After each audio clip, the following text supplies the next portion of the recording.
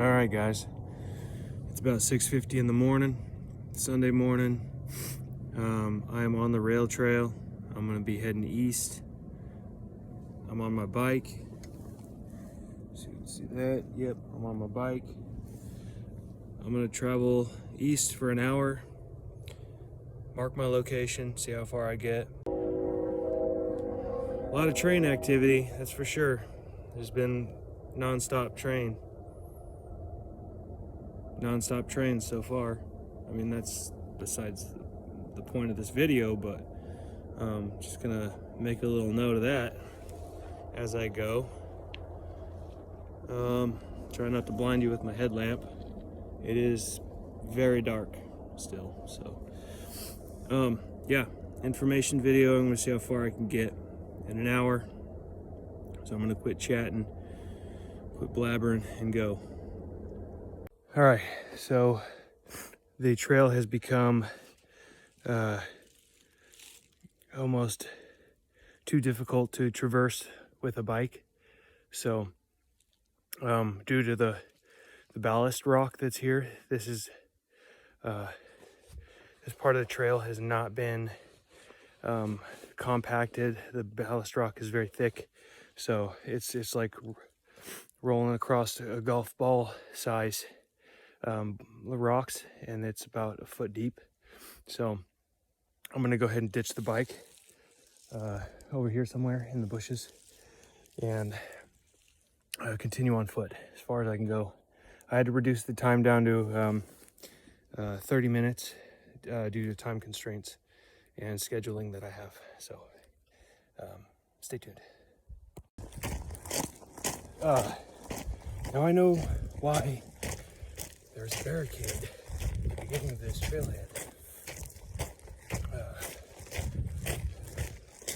This trail is absolutely perfect. I had to go under one down tree across the path, but other than that,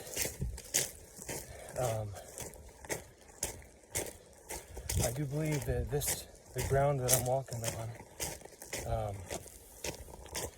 is fairly uneven, and the ballast rock is actually kind of making it low impact,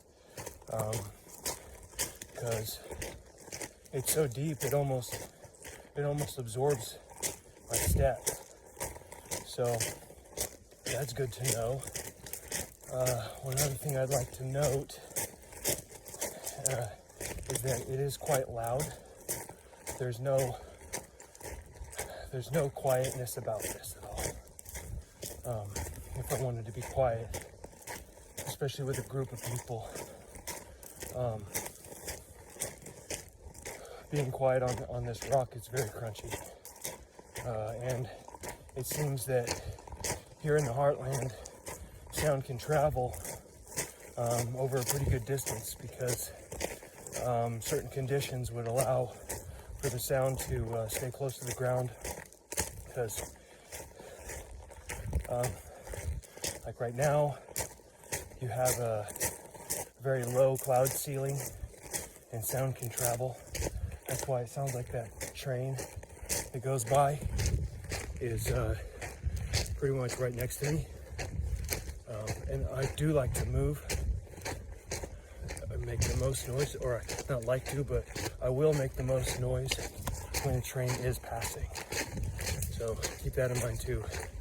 Using the sound of other things to mask yours is a good thing. So I'm gonna quit talking and get hoofing it. All right, so as I'm going here, I was thinking I had to regulate my heat because I'm starting to overheat and sweat. And during the winter time, the temperatures can drop and you're working, you want to try not to sweat as much. So regulating your heat to prevent a lot of perspiration. One, so you can you don't have to drink as much water, even though you should anyway. But also, number one is that if you start sweating and stuff, you're going to be warm for a little bit, but then also you're going to cool off, and that sweat is going to start to cool off and freeze, and maybe take a lot more of your body temperature away. You don't want to have wet clothes and sweat as you cool down. So what I did was I took my beanie off. I'm allowing a lot of my heat to go out through the top of my head, and I unzipped my jacket because I have a very thick jacket on, so I can kind of regulate my temperature that way. So just a couple of things to think about too. This trail is a little bit more forgiving now. It seems like there's been a lot of traffic on here, like maybe small ATVs or motorcycles or something, or dirt bikes. And I'm starting to see a few survey stakes. About a mile of this trail was kind of manicured a little bit, like they're prepared to do something. But it looks like up ahead of me here, there's some kind of a cedar tree growing halfway into the... Here, let me turn the camera. Oh, I can't. Here. So this is the trail ahead of me. I'm starting to see survey stakes, cedar tree. It's overgrown. This is an old railroad. And yeah. That's all for now. Okay, I just popped out of the trail, and I found the actual railroad. And my good friend's farm is right there. That's fantastic. I'm gonna try to find where this jumps on again and continues. I know I don't want to stick around this spot very long, so I'm gonna move. There's a lot of train activity, a lot of dead raccoons. Arkansas Living would like it because I think I just saw a possum over there. So I think the trailhead picks back up. Yeah, right up here.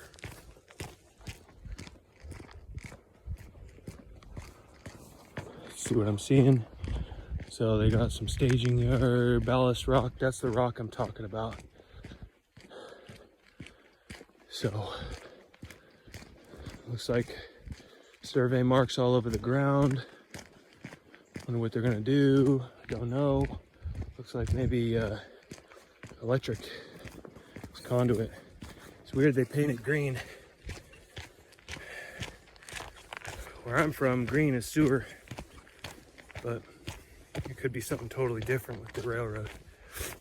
Anyway, that's all for now. I'm back on the trail, and I got about 17 minutes until I have to turn back around.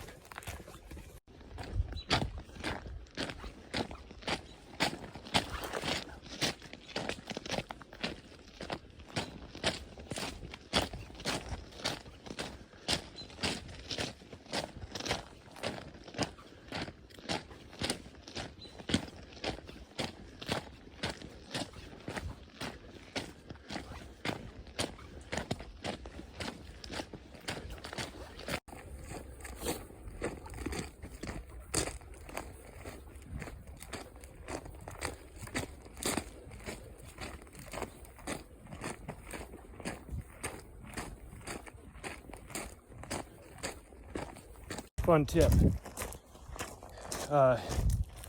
getting into your backpack, if you don't have a hydration system that's in a straw, and you don't want to stop moving, just take your bag off your back, throw it on your front.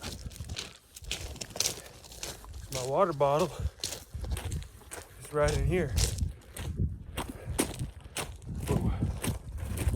Just grab it, get my drink, put it back in, zip up my bag as I'm moving, and I can throw this back on my back and I don't have to stop. Just a fun tip. Keep watching.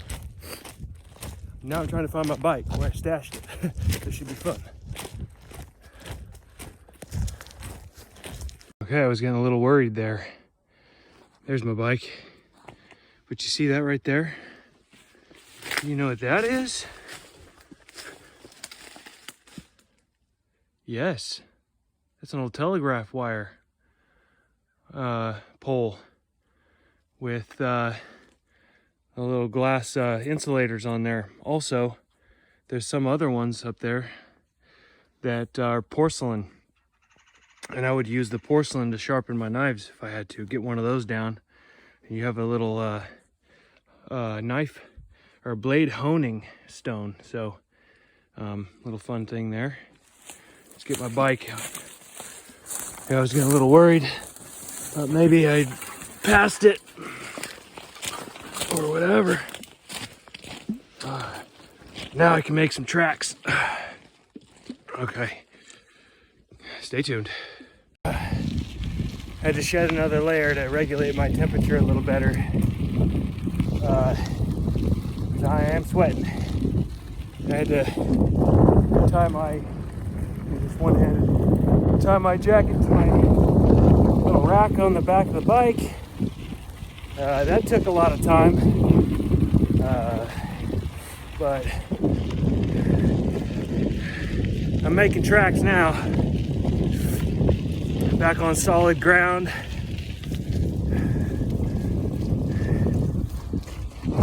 Around. Now I'm going through gears.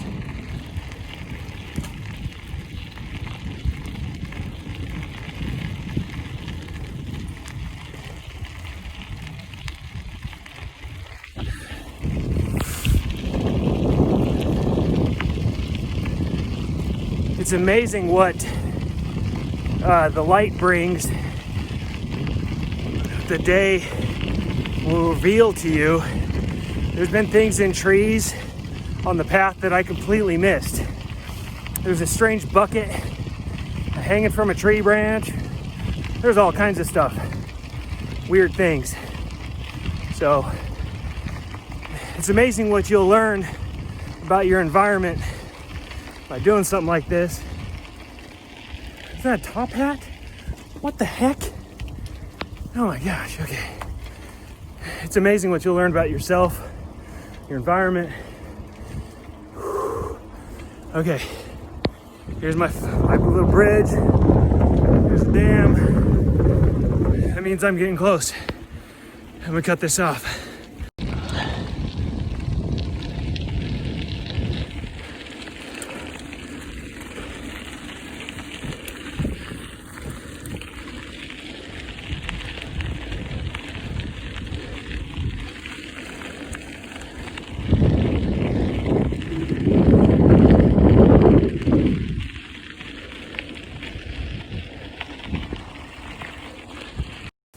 Okay, so it's time for a recap. I traveled a total of 4.62 miles in half an hour, half on foot, half by cycle.